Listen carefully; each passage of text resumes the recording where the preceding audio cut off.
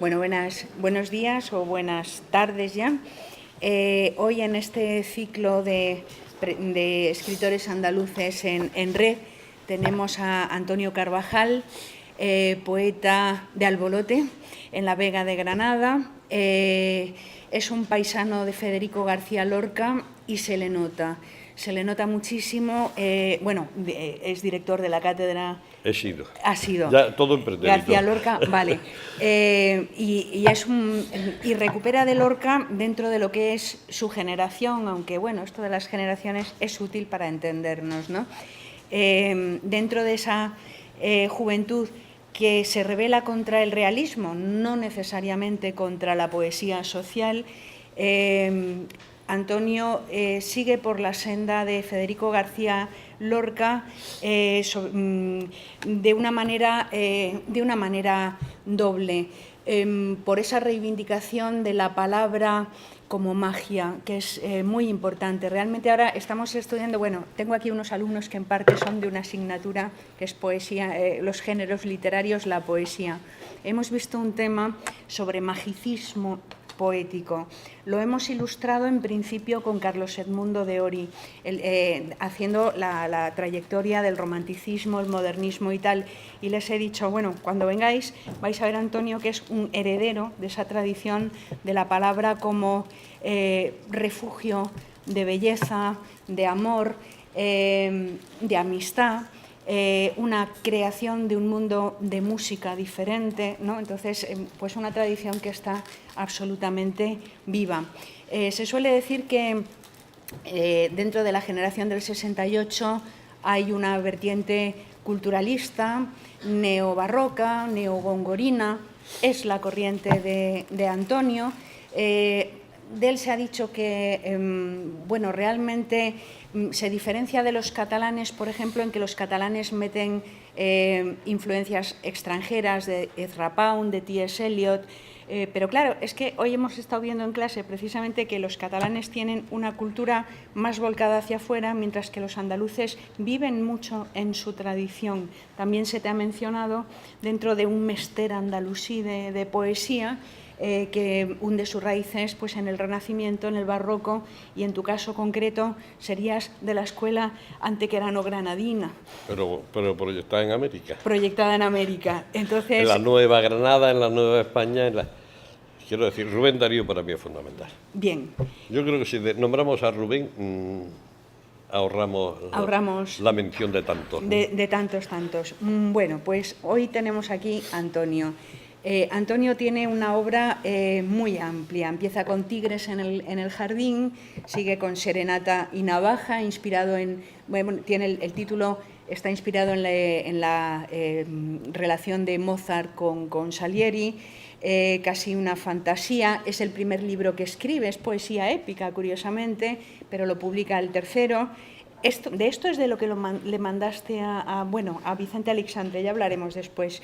Siesta en el Mirador, Sitio de Ballesteros, aquí se va haciendo cada vez más elegíaca su poesía, Sol que se alude, Del viento en los jazmines, Noticia de septiembre, De un capricho. Bueno, son tantísimos títulos. Silvestra de Sextinas, escribe Antonio Sextinas, que es de lo más complicado y difícil, y además no parecen sextinas porque es lo que él llama métrica expresiva, que no es sencillamente ceñirse a un esquema de acentos y de rimas, sino que parece que la música va saliendo dentro de las palabras. Es un espléndido poeta, ha recibido, dice que no es querido por la oficialidad. Tiene muchos admiradores y muy buenos admiradores, desde Ignacio Prat, que realmente fue de los primeros que le apoyó y le asesoró, Vicente Aleixandre. En fin, es un poeta que tiene consigo a los poetas. Yo creo que eso en poesía es de lo que se trata, y ya todo lo demás es más circunstancial y anecdótico. Daba clase de métrica en la Universidad de Granada. Aquí nunca hemos tenido un profesor de métrica, eso es una cosa que impone. Y cultiva todo tipo de juegos visuales y fónicos con la poesía. Tiene un poema Bueno, no voy a desvelar el secreto de Paraleipómena, me gustaría que lo leyera, porque hemos hablado de cómo se lee la poesía fónica, ¿no? Así, cómo se hace, en qué se inspira. Pues está lleno de sorpresas, realmente, y con esto voy a terminar. Aparte de tener ensayos sobre métrica, sobre lecturas de poemas, la tradición neopopularista, que es la otra gran vertiente andaluza. Realmente lo de Antonio Carvajal es una celebración de la palabra como juego y como consagración, las dos cosas a la vez. Cabría perfectamente en el ensayo de Johan Huizinga, Homo Ludens, la trayectoria de Antonio Carvajal celebrando el amor, la belleza y diciendo cosas que no quiero yo decir porque prefiero que él sea el que recite sus poemas de autorretrato y de poética con su hermosísima voz. Antonio, gracias por estar aquí y bienvenido a la Facultad de Filosofía y Letras. Muchas gracias a ti, gracias a ustedes por su presencia. Y el problema que tengo es que mi obra es corta, si se considera que llevo cerca de 50 años escribiendo, y el problema que tengo es que tengo muchas publicaciones, pero las muchas publicaciones no suponen una obra, como dicen por ahí, caudalosa, más bien normalita y escasa. Si yo no llego a un tomo de Aguilar, de los que Federico García Lorca, que murió con 38 años, tiene 3. Yo, a pesar de mis 71, no llego a un tomo de los que Lorca escribió. Y la suerte que he tenido es que me he relacionado mucho no solamente con poetas, sino sobre todo con pintores, con músicos, con escultores, con fotógrafos. Y esa relación pues, ha propiciado que mi obra vaya apareciendo en muchos catálogos, en muchas publicaciones de pintores y de grabadores. Y claro, venir con la obra completa supone traer me tendría que haber traído un burro, no como Platero, sino un poco más grande, un burro catalán, no andaluz, con los salones llenos de publicaciones e ir sacando. Porque, por otra parte, mi obra completa tampoco está reunida en un solo volumen. Me lo han prometido, pero todavía estoy esperando que me la saquen. ¿En qué editorial? La Fundación Jorge Guille. Ah, bien. Pero, en fin, eso me ha dado una cosa, y es que gracias a esa relación con el mundo del arte, yo he jugado al trueque. Escríbeme un poema, dame un cuadro. Escríbeme un poema, dame una escultura. Escríbeme un poema, dame una carpeta de grabado. Tengo una colección estupenda, que naturalmente no la tengo en mi casa, la tengo depositada en la Universidad de Granada. Y así, el día que yo me muera, si no dispongo nada en contrario, y la Universidad de Granada se sigue portando bien conmigo, como se ha portado durante mis años de docencia, pues esa colección quedará propiedad de la universidad, que estará mejor que en manos de unos herederos que no sabe uno nunca ni lo que van a hacer con los libros, ni lo que van a hacer con los cuadros, ni lo que van a hacer con nada. Y de las fundaciones no me fío. No sé cómo decirlo. Pero bueno, aparte de eso, he oído por ahí una palabra, un nombre propio que es Góngora, y debo aclarar de una vez, lo intento aclarar para siempre, pero no acaba de aclararse, que en mí Góngora es una incorporación tardía. El hiperbatón y la sintaxis complicada que pueden ustedes observar en Serenata y Navaja, que es donde yo empiezo a complicar las formas y a reventarlas por dentro. Sí, un poquito lo que hacen los constructores con las ciudades. Cogen el solar de una casa donde vivía una familia, si acaso con la servidumbre. Total, como máximo 16, 20 personas. Derriban eso, hacen un bloque donde caben ya no 16 personas, sino 16 familias con coche, y entonces las ciudades van reventando. Pues una cosa semejante es lo que yo hice en Serenata y Navaja con la versificación heredada. Cogí las liras, las destruí, conservando para el ojo el aspecto de liras, pero en el momento en que uno se pone a leerlas, si uno sigue el modelo de la lira, uno oye el balbuceo de un necio, que a lo mejor es cierto, pero que aquello está hecho conscientemente y sabiendo lo que me hago. Y entonces hay una disociación entre la vista y el oído, que el lector que vaya siguiendo el poema pues se encuentra con que la música va por un sitio y la visualización del texto va por otro. No, pero si ya el verso marca una música, bueno, pues precisamente esa antimúsica es lo que yo voy buscando. Y se lo debo todo a Fray Luis de León. Yo he sido un enorme lector de Fray de León, sigo siéndolo, y yo el aprendizaje de esos recursos que se dicen gongorinos, realmente mi preparación fue en Fray Luis de León. Y por otra parte, ese mirar hacia adentro, hacia afuera, esa oposición que tú acabas de plantear entre los catalanes o asimilados y los andaluces en los años 60, es que no sabíamos idiomas. Y claro, no sabíamos idiomas con el suficiente conocimiento. Yo pertenezco a una promoción de bachilleres con francés obligatorio. Y claro, el modelo francés se agota y entonces va siendo sustituido progresivamente por el modelo inglés. Pero como yo soy lector de Rubén Darío, en su poema Los cisnes, dirigido a Juan Ramón Jiménez, yo que ya estaba estudiando inglés como lengua complementaria en una academia privada porque era muy necesario saber inglés, de pronto le dice Rubén Darío a Juan Ramón Jiménez: seremos sometidos a los bárbaros fieros. ¿Tantos millones de hombres hablaremos inglés? Y yo dije, yo no. No sabía que me estaba oponiendo a la aldea global. No sabía que me estaba oponiendo al pensamiento único, no sabía que iba a contracorriente, pero de lo que sí sabía era que lamento muchísimo no poder leer a Shakespeare en inglés, pero es que tampoco tengo tiempo de consultar diccionario y para eso lo tengo también traducido, y la poesía traducida siempre nos ha nutrido y mucho. Y cualquiera que se moleste, lo mismo que ha habido una antigua alumna que se molestó en hacer una tesis doctoral sobre la huella francesa en mi poesía, pues si se molestan en buscar la huella inglesa, seguramente que se encontrarán más Shakespeare del que esperan.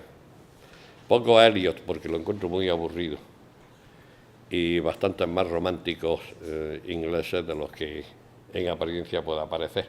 No estoy reclamando una tradición inglesa, porque estoy reclamando una tradición de traductores, pero en definitiva la traducción nos nutre y por muchos idiomas que sepamos siempre nos faltará uno, que será el de ese que se acerca a nosotros preguntándonos dónde puede comer o dónde hay una librería y no entendamos lo que nos está preguntando. Y ese idioma nos va a faltar siempre. En fin, tenemos poco tiempo, ya hemos perdido un cuarto de hora y voy a empezar. La pérdida. Es cierto que lo eché de menos sobre el granito gris pulido del lavabo, donde lo había dejado hacía solo un instante, y que debí quedarme el pelo suelto y el brazo levantado con la mano vacía durante todas las horas de ese instante, porque pueden perderse un cepillo y la noción del tiempo. Y es cierto que lo hallé en su sitio y sin pensarlo entonces, proseguí en el rito usual de dar forma a mi nuca. María Victoria Atencia, dedicado a Antonio Carvajal. He querido empezar con este poema que ella me dedicó para celebrar la concesión del Premio Reina Sofía a mi prima María Victoria. Y yo le había dedicado a ella antes un conjunto de poemas titulado Aldaba de Noviembre. Rafael León me había hecho de ese conjunto de poemas una edición maravillosa con un grabado de Barbadillo. Hizo nada más que 7 ejemplares. Creo que se buscan por ahí los ejemplares de esa publicación, vamos, los que, si es que aparece alguno en mercado, a precio de oro. Y además tuve la suerte de que María Victoria me confiara una colección pequeña de poemas de tema granadino, que yo le publiqué cuando yo me inventé aquello de los que se llamaban los suplementos de pliego de vez en cuando, que pliego de vez en cuando salió uno solo y suplementos salieron, me parece que 9. Y uno de ellos, afortunadamente para mí, fue el de María Victoria Atencia, titulado Daralorra. Para mí, María Victoria Atencia es un modelo, es una maravilla como poeta, una maravilla como persona, y ha heredado la ternura y la emoción y la devoción que me provocaba Elena Martín Vivaldi. La he depositado también, antes la compartía, ahora prácticamente la he depositado entera en ella. Y yo les recomiendo que se lean a María Victoria Atencia porque tendrán ustedes la lectura de un poeta de verdad. Y ahora empiezo con lo mío.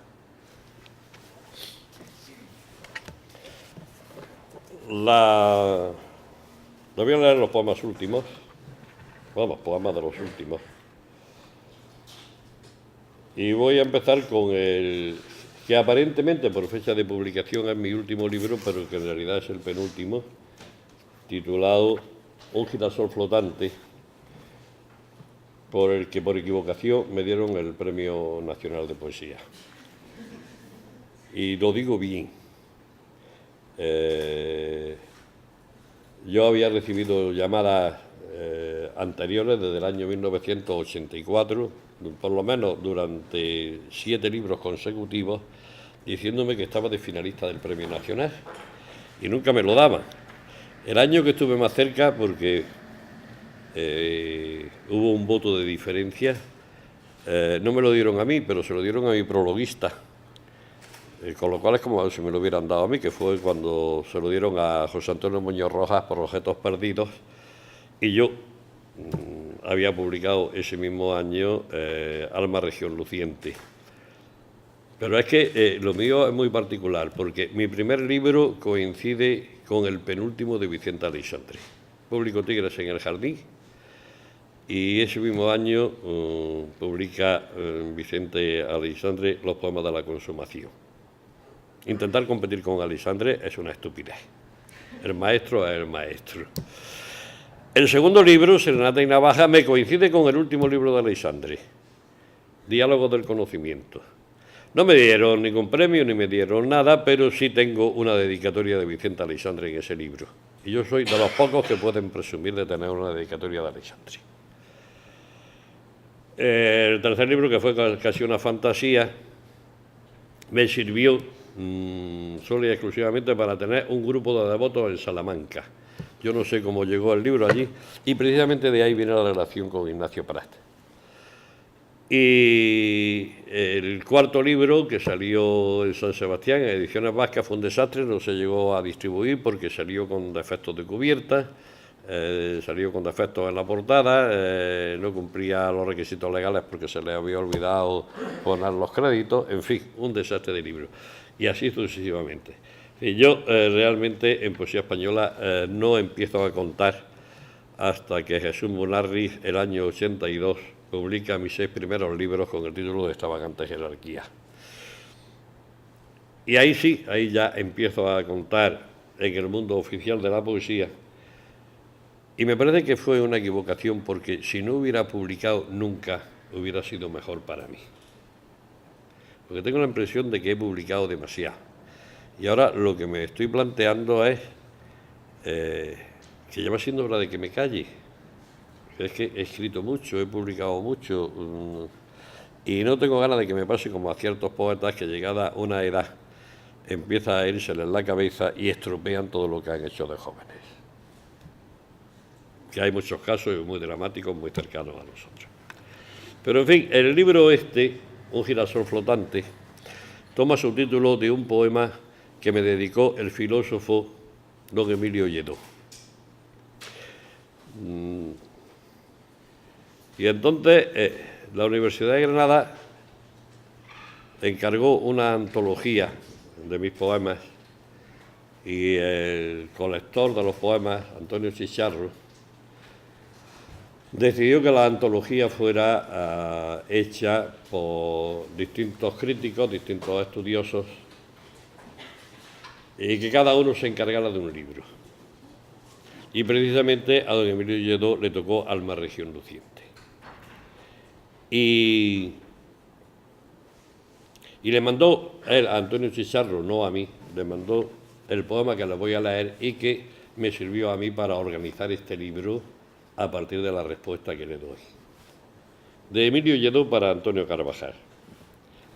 Instrucciones para poder seguir estando como una rosa de Alejandría, después de haber aceptado escribir sobre Alma Región Luciente y seleccionar poemas. Da vueltas al encargo. Lee, repasa, mira los poemas. Sumérgete en palabras mojadas por la lluvia, por las a veces lágrimas, esa lluvia que sala los melancólicos párpados del cielo entristecido siempre y que te arrastra.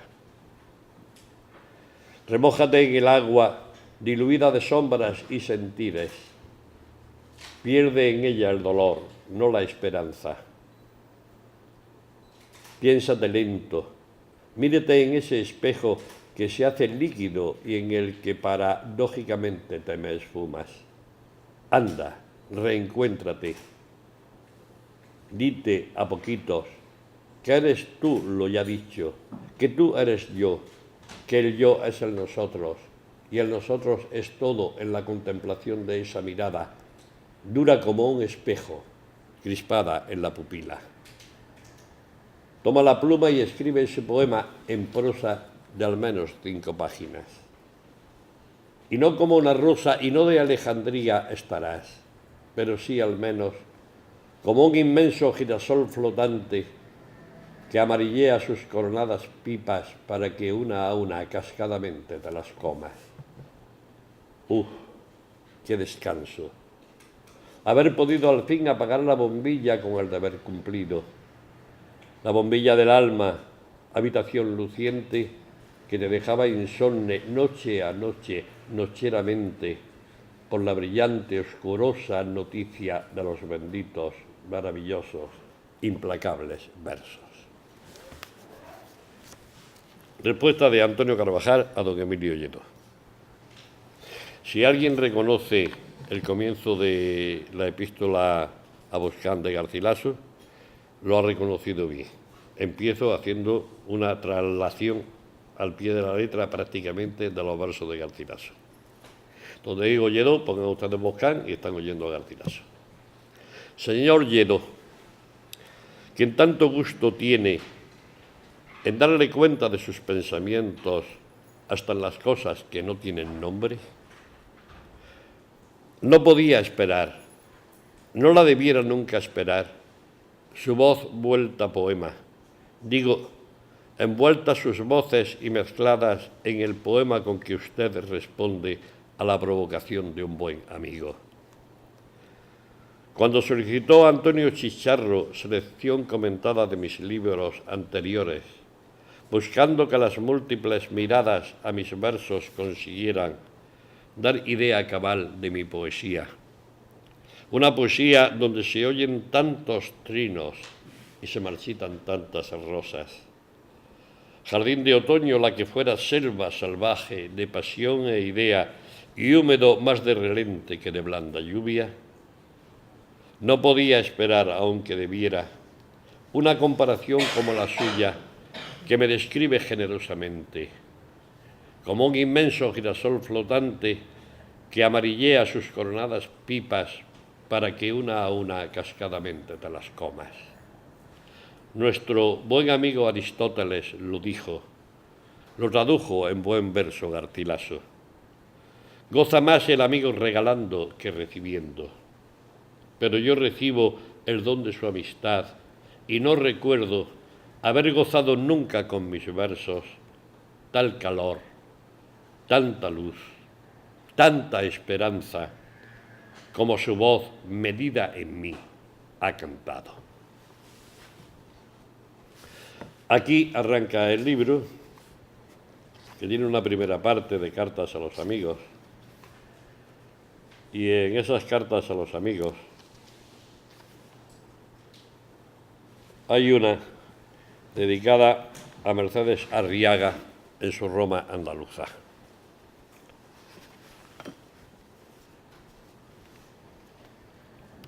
Mercedes Arriaga es catedrático de italiano y tenía en su casa a un poeta italiano antitaurino que no sabía absolutamente nada de lo que es un toro, confundía los toros con los bueyes, confusión bastante habitual en los analfabetos que se declaran ecologistas. Y bueno, yo me sentí en la obligación de responderle al italiano, no a Mercedes Arriaga. Y empiezo con un verso de Petrarca, naturalmente. Si un bel morir tutta la vita honora, envidio cómo muere el toro. Quiero morir de luz. En la dehesa, nota bien su sentido, es un lugar cercado, defendido, prohibido al ancho mundo. No se es feliz si la felicidad plenitudes implica. La instantánea delicia de sembrar más vida solo al semental se otorga y raramente expirar sobre el prado. Los mugidos por el instinto contrariado asordan rumor, trino, canción.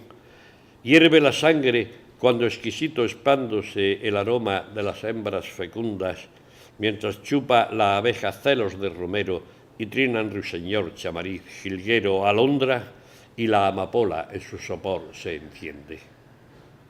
El toro no.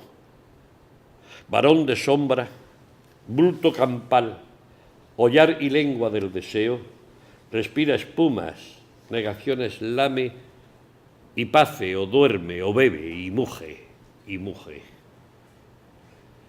No así en la plaza. Sol, clamor, lo humano más luminoso, hacer del arte muerte, riesgo arrostrando y salpicando luces, y busca el cuerno el corazón y encuentra aires, busca las venas, roza el muslo y el aire rojo, el oro ardido, clavan hacia su corazón el duro acero que impone el rito y el resuello extingue. Poca luz, corto espasmo, largo aplauso y el toro, sombra en sombra, breve arena, tiñe con mucha sangre y se desploma.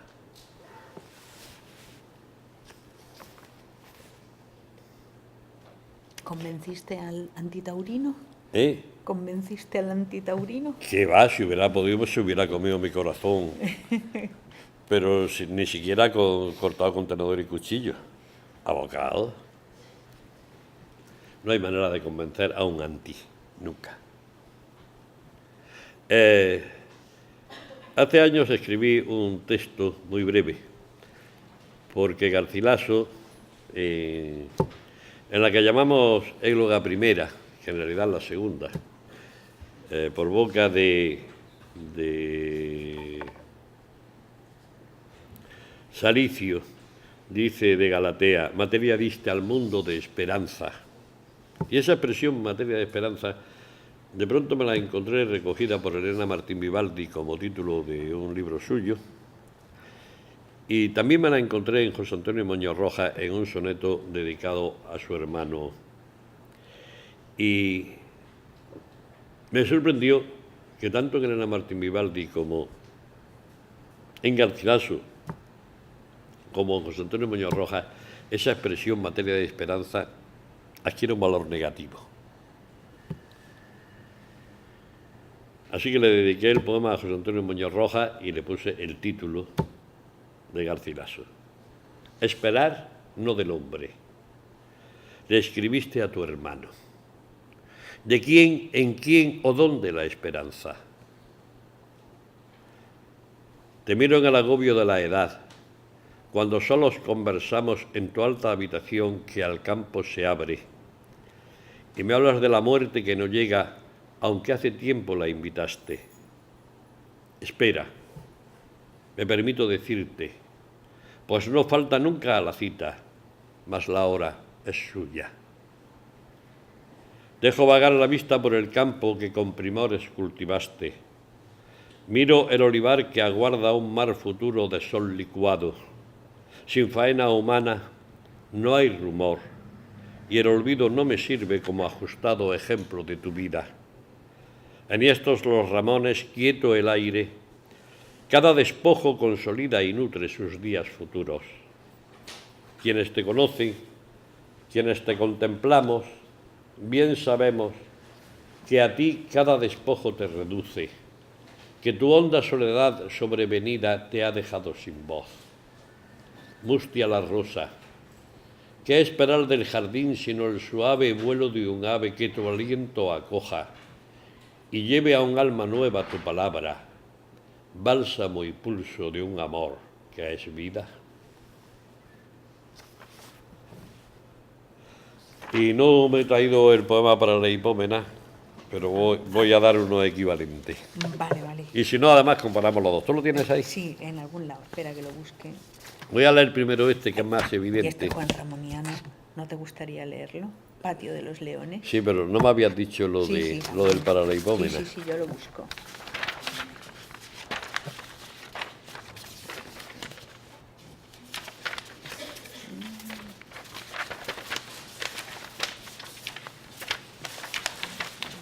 A ver. Está complicado, pero todo eso había sacado. Si no sé, no me traigo los libros. Hubiera leído esos poemas. Y hubiera venido mucho más ligero el equipaje. Espérate, ¿dónde lo he puesto yo? Porque iba con una pregunta. Pero, a ver, ¿dónde lo he puesto? Ah, pero hay preguntas además. Bueno, lo que tú te dejes. Vaya, pues no lo encuentro. Tú sigues. Bueno. El poema está dedicado a Eduardo Salas, profesor de Teoría de la Literatura en la Universidad de Jaén, y es el resultado de una conversación durante un viaje desde Granada a Huelva. Eduardo, amigo, mi afición al verso es anterior al gusto del poema. Niño, paladeaba los sonidos por sí. Legumbre luminosa, lumbre lúgubre, azanda, jacaranda, pálpito, fértic táctil ombú dúctilas bulbos.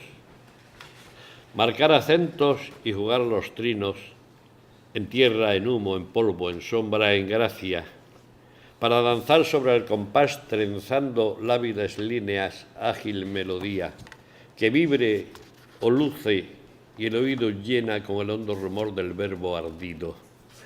Sax, guadix, guadalix, enix, felix, benadux, torrox, tolox, cox, apex, hinchen el aire de dulce armonía.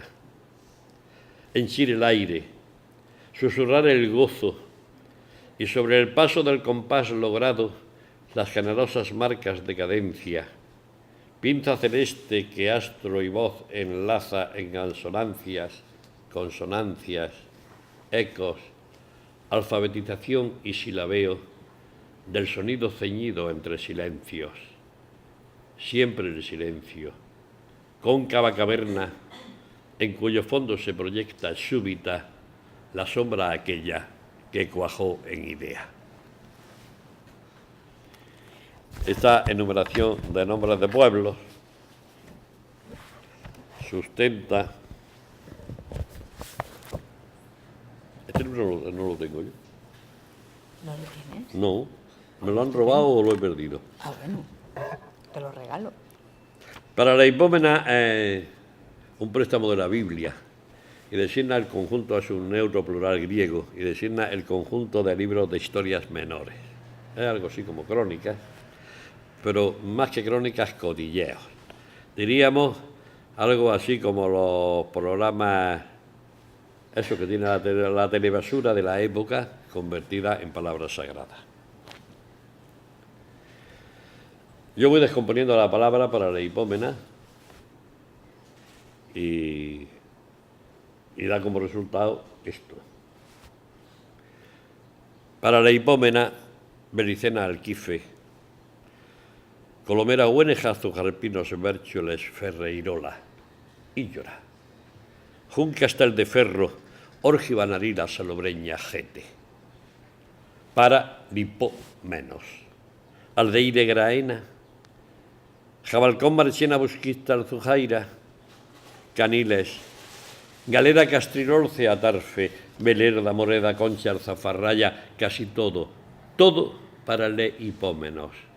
La historia, el silencio, la brácana, el monte frío, Tózar, Dúdar, Freila, Cuyarquentar, la aurora, las horas, el fargue, la noche. Son todo palabras españolas. Son pueblos de Granada. Son nombres de pueblos menos Jabalcón, que es el nombre de un monte que está cerca de Baza. Son todos nombres de pueblos, bueno, prácticamente todo. Incluso hay una trampa. Montefrío no es el monte donde falta la temperatura, sino que viene de monte herido. Ferido. Es el monte roto. Monte ferido, monte frío, hasta esa trampa. Y es el poema de la incomunicación. Como nos pasa siempre, los demás nos hablan, nosotros oímos el rumor, no le prestamos ninguna atención. Parece que nos están diciendo algo, pero es que ni el que emite ni el que recibe están por entenderse. Es el ruido que comporta exclusivamente silencio. Ha habido ahí gente que ha hecho hasta ensayos sobre este poema y unas cosas preciosas. Me alegra muchísimo haberlas publicado. Y háblanos de los poemas que compusiste para el Sermón de las 7 Palabras de Haydn, ya que estamos en Cádiz.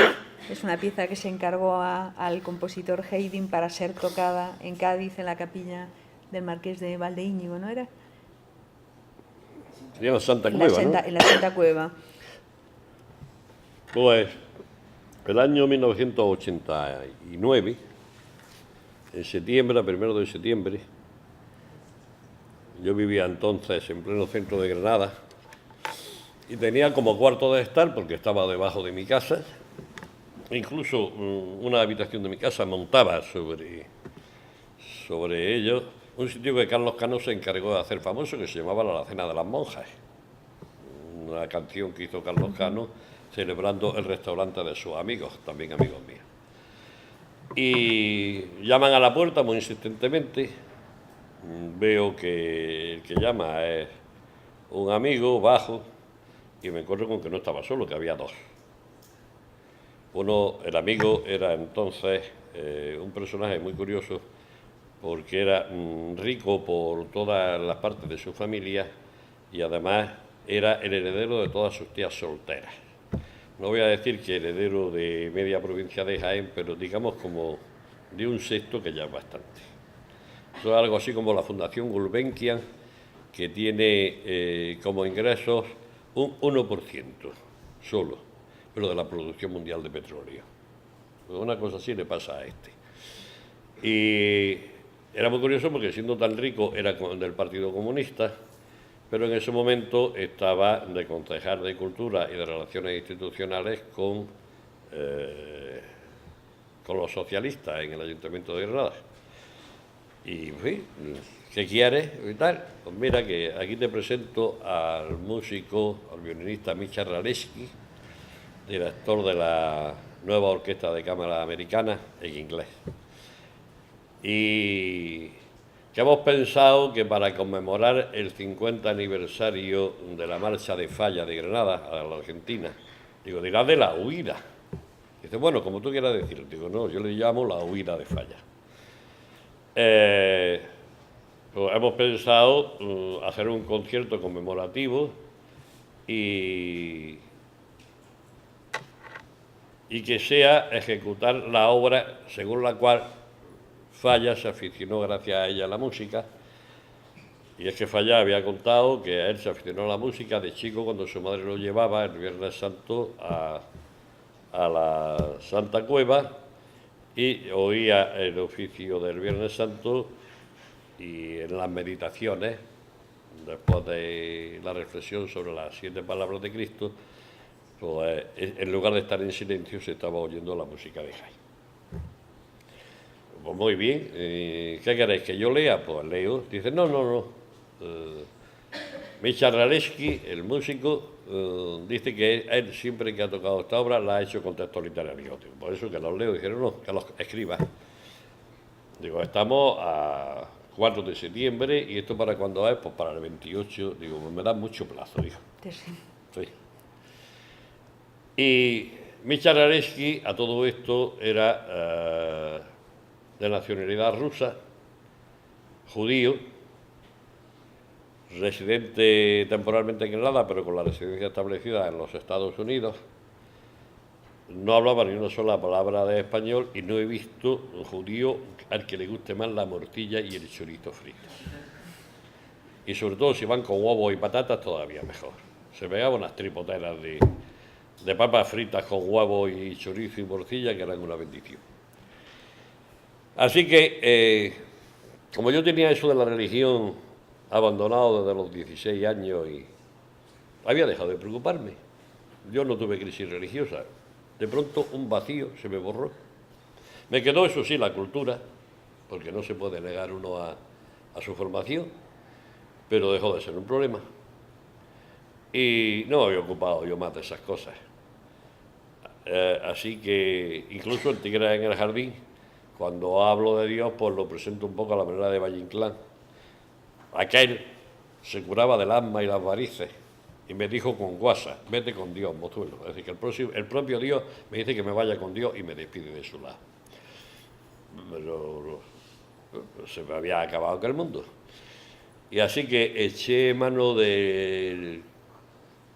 Yo he tenido amigos curas y eché mano del cura joven, que como era menor que yo, hay por ahí un chiste que dice que un cura es un señor al que todo el mundo llama padre, menos sus hijos que le llaman Tito.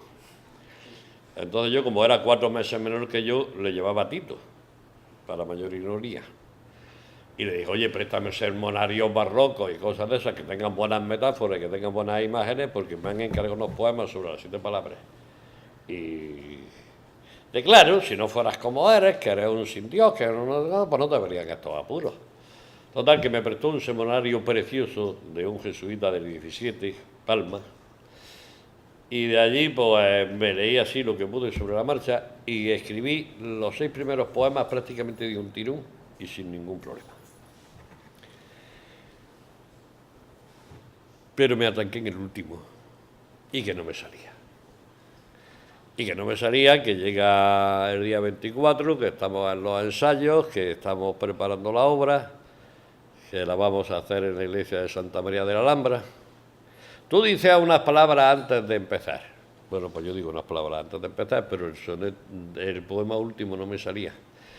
Y ya 2 días antes del concierto, aburrido, abrí mi primer libro por casualidad, Tigres en el Jardín, y de pronto proyecté sobre un poema la última palabra de Cristo y aquel que yo había concebido como un poema de amor, muy a la manera platónica, un poquito también influido por el Alberti de los 3 recuerdos del cielo, de Sobre los Ángeles, de eso de que los amantes en una especie de predestinación ya se conocen cuando aún eran luz increada, como decía Vicente Aleixandri. Y resulta que aplicándole la última palabra de Cristo, pues el poema se convertía en una especie de nana eterna en que el padre y el hijo se van cantando o se van acunando mutuamente en alterno. Así que tengo el mismo poema en 2 sitios, en uno sin cita y en el otro con cita. En el sin cita es un poema de amor carnal, de pareja, y en el otro pues, un poema de amor paterno-filial, filial-paternal, y así jugando continuamente. Cuando me tocó desde el púlpito de la iglesia de Santa María de la Alhambra llena por completo. Es decir, vamos a conmemorar 50 aniversario de la huida de don Manuel de Falla, que como todos ustedes recordarán, pudo soportar la guerra civil, pero no aguantó el ruido de los fusilamientos posteriores. Aquello sentó muy mal. Desde entonces me quieren menos las instituciones. No tengo la costumbre de callarme, ni tengo la costumbre de ser prudente, y entonces, pues, los de PP no me quieren por razones evidentes, los del Partido Comunista porque nunca ha sido de los suyos, porque yo era del Partido del Trabajo, yo era del PT, y los del PSOE porque nunca los he chuleado, aunque últimamente he empezado a hacerlo y me va bastante bien. Pero no tengo que hacer nada con las instituciones. Y así salieron las 7 palabras. Luego es quizá mi obra más difundida, y me pasó una anécdota curiosísima. Este amigo cura que me había prestado los libros llevaba una escuela de teología para seglares en Antequera, y me pidió que acudiera a la clausura de curso y que leyera los poemas, sin música esta vez. Así que yo me fui a Antequera y leo los poemas,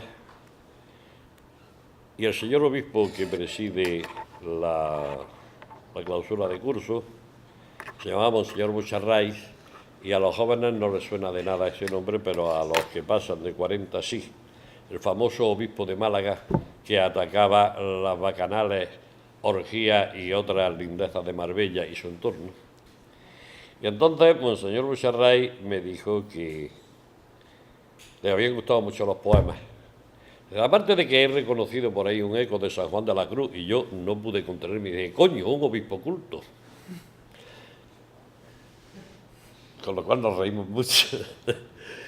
Me dijo que había puesto el dedo en la llaga de la teología actual, y yo me quedé absolutamente pasmado. Monseñor, ¿y eso qué es? Dice, porque esto está hablando del silencio de Dios como gran problema. Yo no me había planteado problemas teológicos, sino que yo en el poema lo que me planteo es el sufrimiento de un ser absolutamente inerme, indefenso, condenado a la muerte más cruel que pueda imaginarse, que sabe que tiene un padre que puede ayudarle, pero su padre no le contesta. Es lo que yo planteo en los poemas, y por eso los pude escribir. Yo no me puedo meter en la piel de un dios, ni si me ocurre, ni me puedo meter en cosas mayores, pero sí me puedo poner en la piel de un ser humano que sufre. Y porque los puedo, primero porque yo he sufrido también, pero segundo porque me reconozco en el ser que sufre, lo mismo que me reconozco también en el ser que goza. Y por lo tanto, por los poemas los pude hacer así. ¿Y tu relación con la ópera, el recitado lírico? Bueno, ahí el poema, ahí van los poemas, digamos que sustituyendo la predicación. Es decir,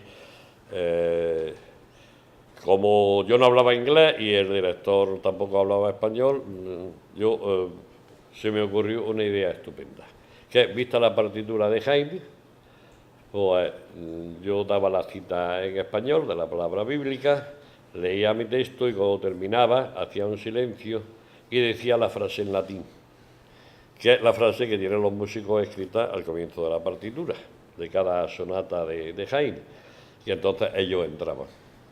Yo esperaba que ellos terminaran, y cuando esperaba un gesto del primer violín, porque ellos son los que tienen que medir su silencio, yo también medía el mío, y entonces yo les daba entrada a ellos con la frase en latín, y el violinista me daba a mi entrada con una ligera inclinación del arco. O sea que, y así lo seguimos haciendo, y da buen resultado. Y luego hice también una especie de secuencia lírica titulado Víspera de Granada para el Festival de Aviñón, eso ya con música de José García Román y orquesta sinfónica. Pero los franceses son un desastre porque la obra la estrenamos en Aviñón, al aire libre, y los franceses no habían previsto que al aire libre en Aviñón podíamos tener, como tuvimos, un Mistral de 110 kilómetros por hora, con lo que las partituras volaban y todo aquello era un desastre, y que además pasaba el AVE de Marsella al lado de la Cartuja, de Aviñón, con lo cual media obra se perdió, lo que nos ayudó bastante a soportar aquel mal trago. Luego la obra se hizo en Granada. Ahí en Aviñón la hice yo, como lector, pero en Granada ya pedí que contrataran a un actor profesional porque yo quería oír mi obra sentado entre el público. La verdad es que lo hizo muy bien. Y esa es una obra que querían de homenaje a Luis Aragón, pero a mí Luis Aragón me repatea. No sé cómo decirlo. En Francia estaba entonces, en aquella época, muy de moda condenar todo lo cristiano, y fundamentalmente, más que todo lo cristiano, todo lo católico. Pero como le dije al director del Festival de Aviñón, que se oponía o no le gustaba, me proponía que cambiara el título de mi obra, Vísperas de Granada, porque le sonaba a cosa litúrgica, le dije, me sorprende que tanto el ateo marxista delegado de Stalin para asuntos culturales en Europa Occidental, como era Luis Aragón, sean tan anticatólicos y en cambio sean tan entusiastas del Islam. No lo entiendo. Dije algo más gordo. Lo que pasa es que el decoro me impide decir la frase aquí. Pero imagínense ustedes lo que yo les dije del imán Jomeini abierto de piernas y los franceses arrodillados delante, lo que estaban haciendo, con la entrepierna del imán. Digo, eso sí es, eso no es someterse a la religión y el opio del pueblo y todo lo que ustedes quieran. El Islam es estupendo. Digo, la única diferencia es que frente a un Islam esterilizante desde el punto de vista artístico y cultural desde la Edad Media, pues desde la Edad Media acá, la Iglesia Católica ha sido capaz de producir la Capilla Sixtina, de producir la obra de Haydn, de producir la Misa de Bach, de producir la obra de Beethoven, de seguir produciendo e incluso de producir herejes con los que conviven. Cosa que en el Islam, por lo visto, es bastante difícil. Pero bueno, eso es meterse en cuestiones de ideología y de religión y más vale no entrar ahí.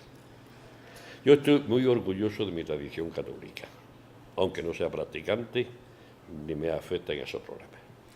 ¿Y tu relación con la pintura? Cuéntanos, estábamos hablando de cómo concibes tú escribir sobre pintura, bueno, pues que no es describir el cuadro. Lo mismo que escribí sobre la música, es decir, yo normalmente lo que hago es que me voy con los artistas a su estudio, ellos me enseñan su obra, me la comentan, me hablan, y a partir de la conversación con ellos yo elaboro el poema con las cosas que más me han llamado la atención, no necesariamente visualizando los cuadros, sino recogiendo las palabras con las que el artista intenta transmitirme lo que él quiere decir, y que no siempre se lee en la obra, pero me voy fundamentalmente a las intenciones. Si ha habido algún caso, por ejemplo, el de Francisco Lagares, que hizo una exposición preciosa y la tituló Tropos, y entonces era una exposición muy bonita porque ya sabéis aquello de el problema que tenemos con la sinétoca y la metonimia, con lo fácil que es distinguirlas, pero los libros teóricos cada vez las están complicando más. En la metonimia la cosa nombrada y la cosa sustituida pueden tener existencia independiente, y en la sinétoca bien lo nombrado o bien lo aludido no pueden tener existencia independiente, no tiene, crea una incoherencia. Por ejemplo, no se compran 10 cabezas de ganado, se compran 10 reses completas.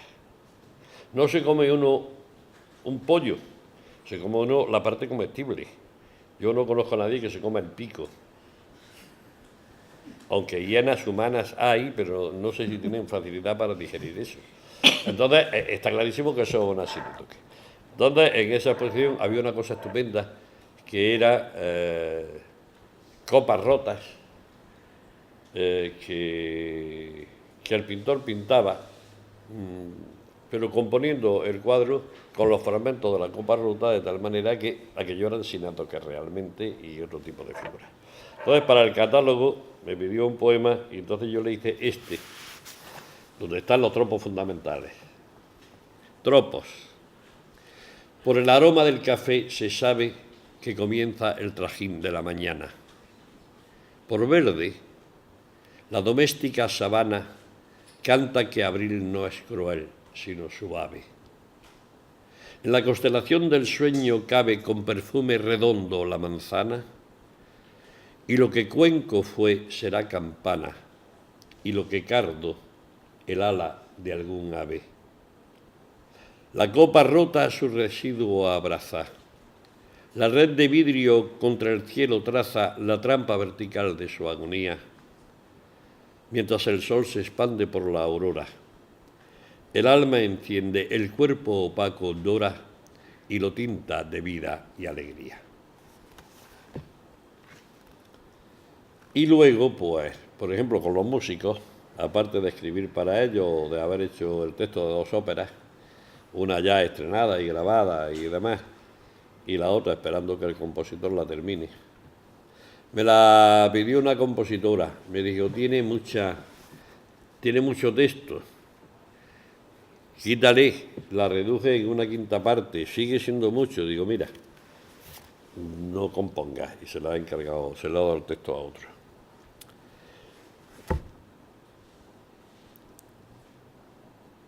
Guillermo González, que fue Premio Nacional de Música el año 91 y que además tiene también algún disco grabado, también tiene alguna grabación premiada, ha hecho una edición crítica de la obra de Albéniz, de la Iberia. Resulta que la Iberia que se tocaba estaba bastante aliviada, tenía menos notas que las que realmente Albéniz había escrito. Y él ha recuperado la primera versión de Albéniz, la ha editado. Creo que lleva vendido 2 millones de ejemplares de su edición de la Iberia en China. De vez en cuando, por lo menos cada 2 veces al año, se va a Saigón a dar lecciones de piano.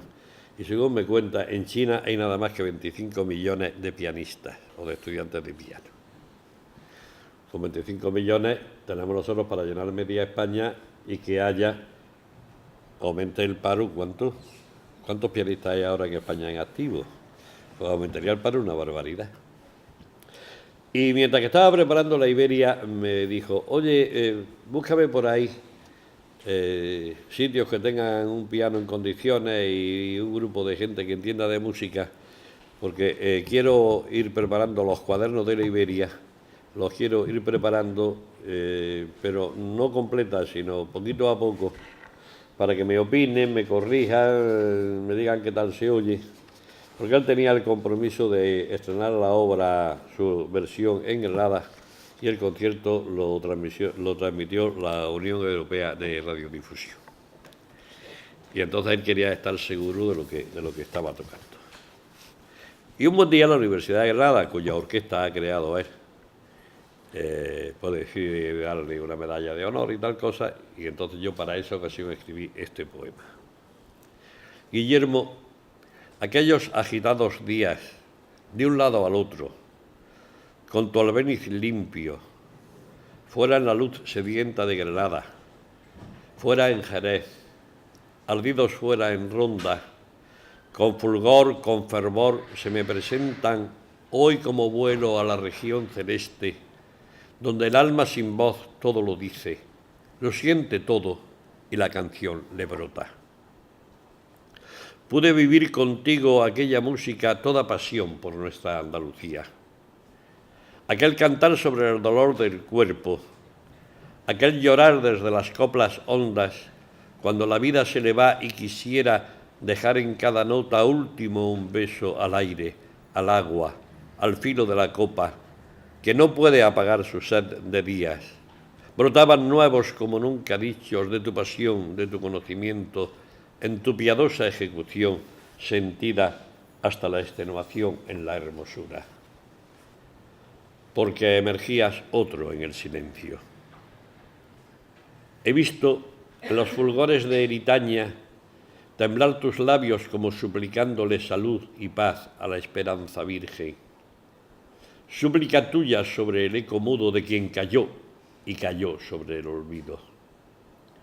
Oh repique de gloria, suena a gloria Sevilla, cruje en flor, se alzan inciensos, la hicimos nuestra, piedra a piedra, copa a copa, en su fervor, en nuestro asombro. Y aquel prodigio te nutrió las manos de un brillo intacto, de una luz profunda que por ti entre las notas emergía. Y entonces comprobé lo ya sabido, que quien ama más goza cuando dándose que cuando recibiendo. Y tú a la música, tu ardiente amante y destino último, te das, te entregas todo, como entregas a la brisa del mar tus labios ávidos de más canción, de más verdad, más alma, para fruición de los que te queremos. Qué bonito. ¿Cómo vamos de tiempo? De tiempo Uy, vamos mal.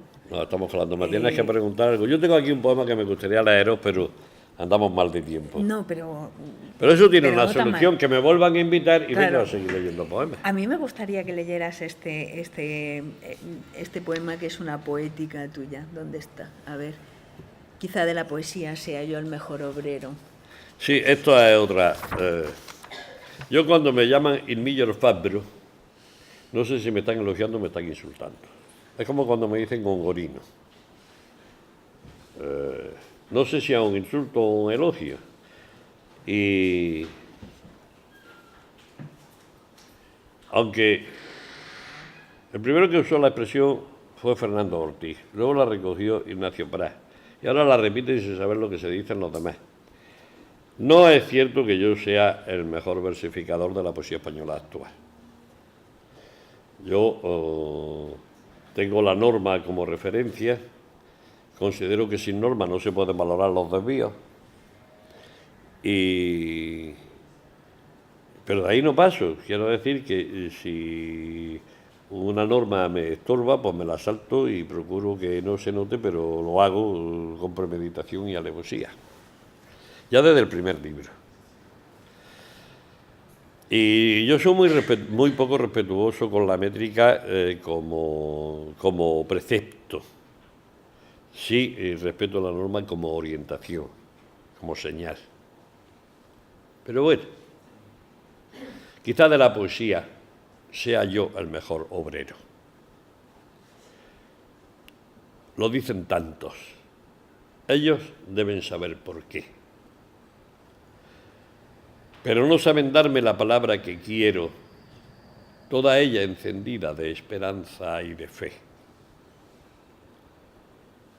Pero no saben darme el abrazo que espero, porque antes que poeta, antes que artista, que domador del vocablo rebelde, hubo un certero rayo que hirió mi alma y curarla no sé. Porque antes que poeta, y antes que profesor de vanidades, soy un varón de dolor, un triste peregrino que busca su alegría, tal vez cordial o vano, tal vez il miglior fabbro. Pero pocos entienden que en mis palabras labro esa fosa con flores que llamamos poesía. Claro, cualquier lector medio leído, que no hace falta haber leído mucho, se está dando cuenta de que aquí hay dos alusiones inmediatas que me están dando mi posición como poeta. Una es la alusión a Becker, a la rima primera, además, domando el rebelde mezquino idioma, tomador del vocablo rebelde, con lo cual estoy recogiendo la tradición de Becker. La otra, rayo que hirió mi vida, el rayo que no cesa, de Miguel Hernández, con lo que me estoy yendo a una poesía mucho más inmediata y mucho más cercanas. Y por otra parte tengo la osadía de aplicarme uno de los nombres de Cristo, varón de dolor. Soy Luis de León, de los nombres de Cristo. Y Manuel Machado también. Pero ya, nombre de Cristo puede más que Manuel Machado. Y luego la forma, pues naturalmente Rubén, que la vamos a hacer. Por cierto que sería precioso que alguien hiciera un estudio comparativo, simplemente como trabajo de clase, de El mal poema de Manuel Machado y la epístola a Madame Lugones de Rubén Darío. Y a ver qué se cae en consecuencia. Muy bien. Pues, Antonio, cierra tú como tú quieras. Bueno, ¿me quieres preguntar algo?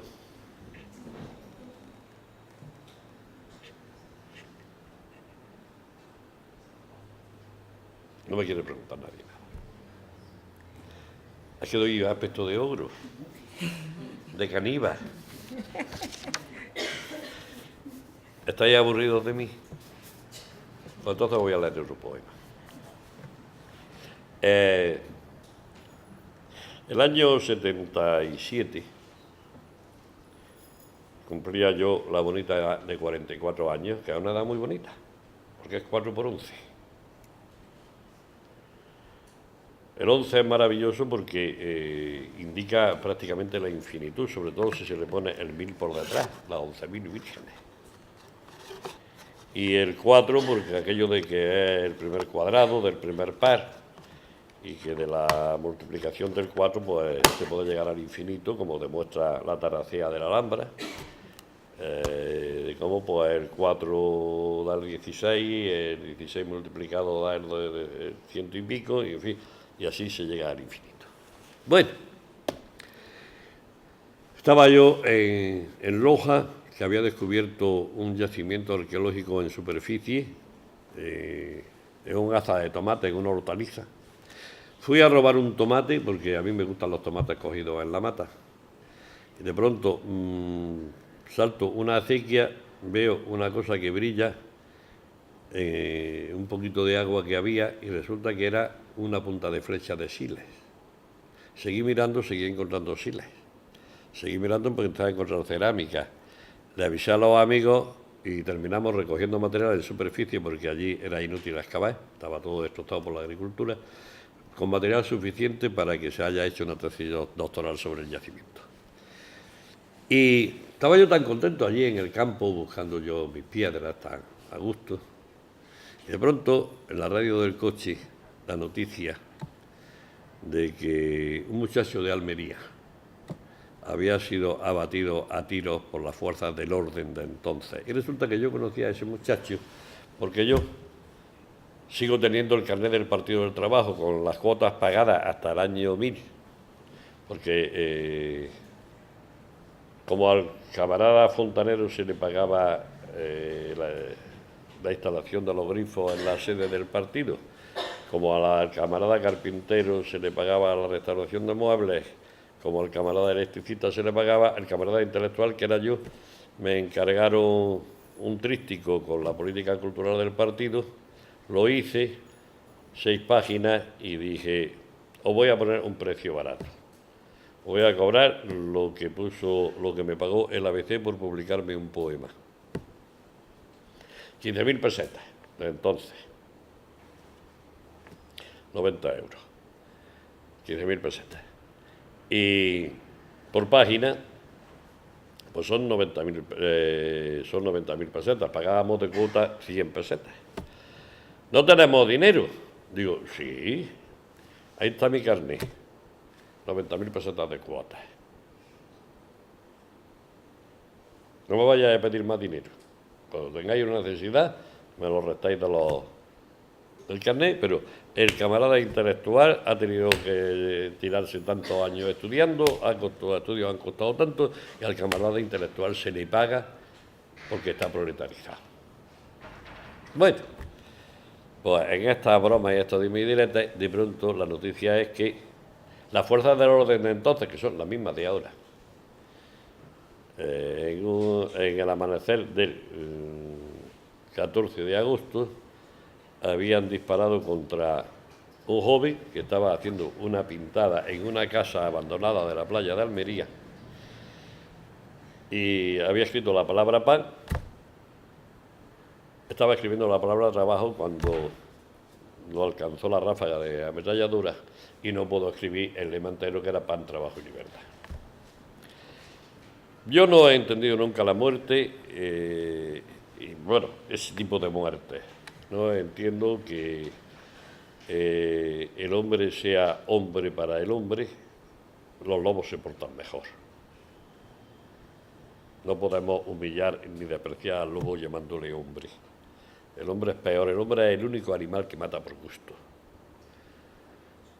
Premeditadamente y conscientemente, como un acto... o sea, me da lo mismo la premeditación que la frivolidad. El acto gratuito de matar o el acto... Y entonces yo empecé un poema, claro, me salió todo el Neruda que había leído, todo el Cántico General, me salió todo y tal. Y de pronto me acordé, cuando el poema estaba lleno de... De pronto me acordé de que Ovidio había avisado, nos había avisado a los poetas futuros, que tuviéramos mucho cuidado con a quién nombrábamos, porque Virgilio y Horacio habían hecho inmortales a dos necios, imbéciles romanos, solamente por el hecho de nombrarlos, porque como Virgilio y Horacio son inmortales, cada vez que leemos a Virgilio y Horacio y aparecen los nombres de estos necios, esos necios resucitan. Entonces yo me apliqué la lección y dije, no, yo no voy a nombrar a los responsables de la muerte de este chico. Yo no me metía con las fuerzas del orden, me metía contra los que ordenaban disparar.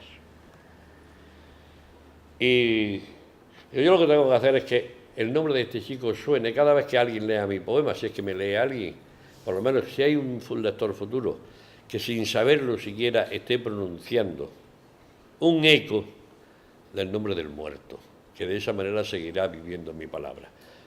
El chico se llamaba Javier Verdejo y era de la Joven Guardia Roja, la fracción juvenil del Partido del Trabajo donde yo estaba. Y basándome en una forma de canción medieval, o por lo menos de siglo XV o XVI, hice este cantar de amigo. Di, noche, amiga de los oprimidos, di, noche, hermana de los solidarios, ¿dónde dejaste al que ayer fue mi amigo? ¿Dónde dejaste al que ayer fue mi hermano? Verde le dejo junto al mar tranquilo, joven le dejo junto al mar callado. Gracias.